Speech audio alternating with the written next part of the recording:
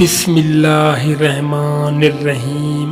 السلام علیکم دوستو، صلہ رحمی کا ایک واقعہ۔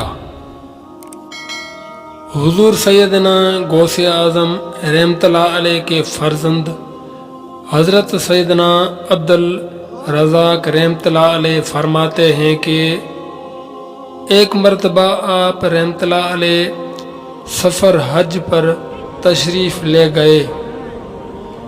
خادمین کی ایک کثیر جماعت بھی آپ رحمت اللہ علیہ کے ہمراہ تھی۔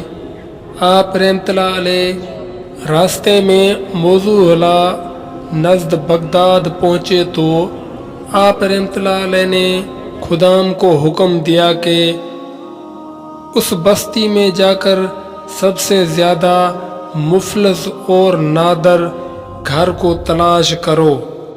خدام نے تلاش شروع کی تو انہیں ایک بوڑھی اور محتاج میاں بیوی کا گھر مل گیا جہاں وہ اپنے بچے کے ہمراہ رہتے تھے۔ آپ رحمت اللہ علیہ کو جب اطلاع دی گئی تو آپ رحمت اللہ علیہ اس گھر میں تشریف لے گئے۔ آپ رحمت اللہ علیہ کے خدام بھی ہمراہ تھے۔ آپ رحمت اللہ علیہ کی خدمت میں بے شمار طوائف اہل علاقہ کی جانب سے پیش کیے گئے جنہیں آپ رحمت اللہ علیہ نے ان بوڑھے میاں بیوی اور ان کے بیٹے کو دے دیا، اور وہ نادر آپ رحمت اللہ علیہ کی برکت سے مالا مال ہو گئے۔